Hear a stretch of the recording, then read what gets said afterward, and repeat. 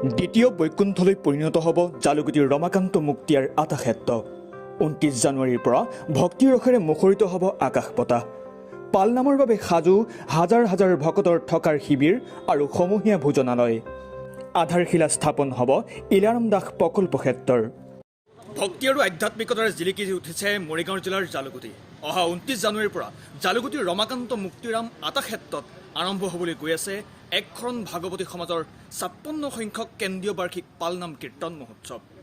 1973 চনতে একশৰণ ভাগৱতী সমাজৰ প্ৰতিষ্ঠাপক ইলাৰাম দাসদেৱে বিশ্ব শান্তিৰ মহান উদ্দেশ্যৰে এই পালনাম কীৰ্তনৰ শুভাৰম্ভ কৰিছিল। সেই পৰম্পৰা ৰক্ষা কৰি এইবাৰ 56 সংখ্যক বৰ্ষত ভৰি দিছে এই মহোৎসৱে। চাহক আমাৰ বিশেষ প্ৰতিবেদন। ভক্তি আৰু আধ্যাত্মিকতাৰে জিলিকি উঠিছে মৰিগাঁও জিলাৰ জালুকুটি।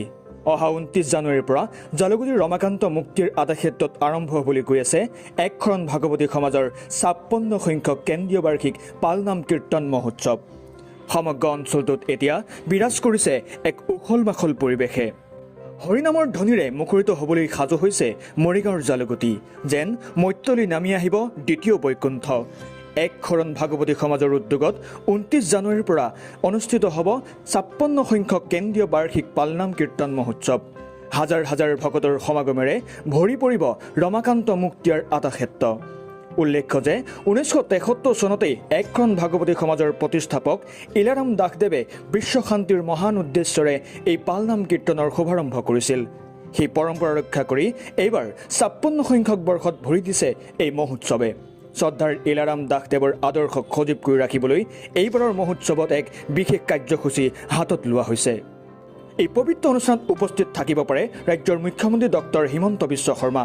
তেখেতে আনুষ্ঠানিকভাৱে আধাৰশিলা স্থাপন কৰিব ইলাৰাম দাস প্ৰকল্প ক্ষেত্ৰৰ। ইতিমধ্যে বিভিন্ন জিলাৰ পৰা অহা ভকতসকলৰ বাবে থকা শিবিৰ আৰু অস্থায়ী নামঘৰসমূহ সম্পূৰ্ণৰূপে সাজু কৰি তোলা হৈছে। সমূহীয়া ভোজনালয়ত হাজাৰ হাজাৰ ভকতৰ বাবে প্ৰস্তুত হ'ব মহাপ্ৰসাদ আৰু ভোগ। একশৰণ ভাগৱতী সমাজৰ এই পালনাম মহোৎসৱ কেৱল ধৰ্মীয় নহয়, বৰঞ্চ সমাজত শান্তি আৰু সম্প্ৰীতিৰ বাৰ্তা কঢ়িয়াই আনিব বুলি আশাবাদী উদ্যোক্তা তথা স্থানীয় ৰাইজ। মৰিগাঁৱৰ পৰা পুলকনাথ, টাইমছ গুৱাহাটী। জয় জগতগুৰু শ্ৰীমন্ত শংকৰ। জয়তে আপোনালোকৰ জনপ্ৰিয় চেনেলৰ জৰিয়তে মই একশৰণ ভাগৱতী সমাজ অসমৰ সমূহ ভক্তক মই ইয়াৰ পৰাই প্ৰণাম জনাইছোঁ আৰু মৰিগাঁওবাসী সমূহ ৰাইজক মই প্ৰণাম জনাইছোঁ।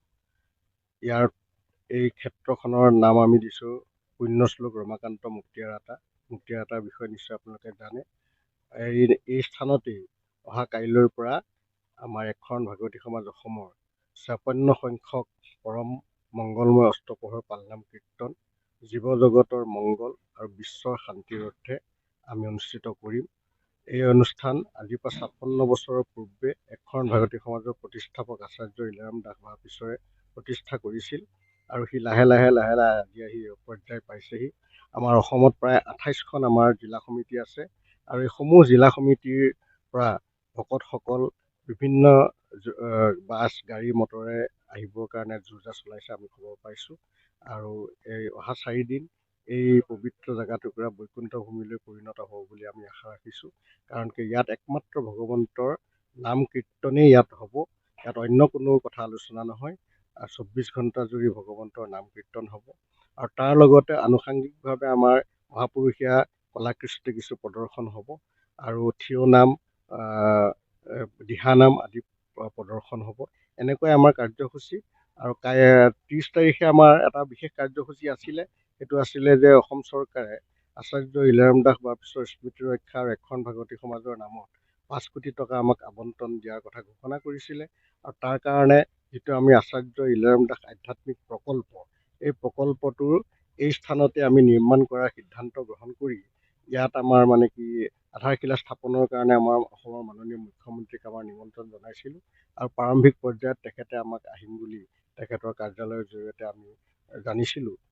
কিন্তু এতিয়া হঠাতে আমাৰ কাৰণে বৰ দুখৰ খবৰ যে ভাৰতৰ গৃহমন্ত্ৰী ডাঙৰীয়া আহিলে, যাৰ কাৰণে মুখ্যমন্ত্ৰী মহোদয় হয়তো উপস্থিত নহ'বও পাৰে।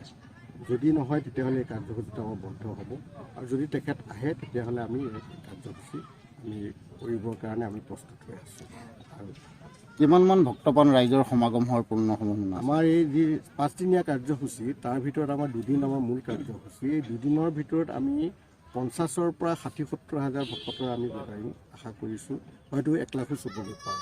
গতিকে তাৰ কাৰণে আমাৰ উপযুক্ত ভোজনালয় আমি তৈয়াৰ কৰিছোঁ, আপোনালোকে দেখিছে। আৰু ভক্ত শিবিৰবোৰ আমি তৈয়াৰ কৰিছোঁ। ওচৰত আমাৰ নামঘৰ আছে, গাঁৱৰ নামঘৰ, তাত আমি ৰাখিম। গাঁৱৰ LP স্কুল তাত আমি ৰাখিম। ওচৰে পাঁজৰে আৰু বহুতকেইটা জেগাত আমি ৰাখিছোঁ জেগা। ইয়াত যদি আমাৰ কাভাৰ নকৰে আমি তালৈ ভকতসকলৰ ৰখাৰ ব্যৱস্থা কৰিছোঁ। থকা মেলা খোৱাৰ গোটেইখিনি, টয়লেটৰ ব্যৱস্থা গোটেইখিনি আমি সম্পূৰ্ণ কৰিছোঁ। আমি এতিয়া অপেক্ষা ভকতসকলক আদৰিবলৈ। ভকতসকল যদি ইয়ালৈ আহে তেতিয়াহ'লে আমি যিমানখিনি পাৰোঁ, কাৰণ ভকতক শুশ্ৰূষা কৰাটো বৰ কষ্টৰ কথা, বৰ সাৱধানতাৰ কথা। তথাপিও আমি মনে প্ৰাণে ভকতসকলক সেৱা কৰিবৰ কাৰণে প্ৰস্তুত কৰিছোঁ।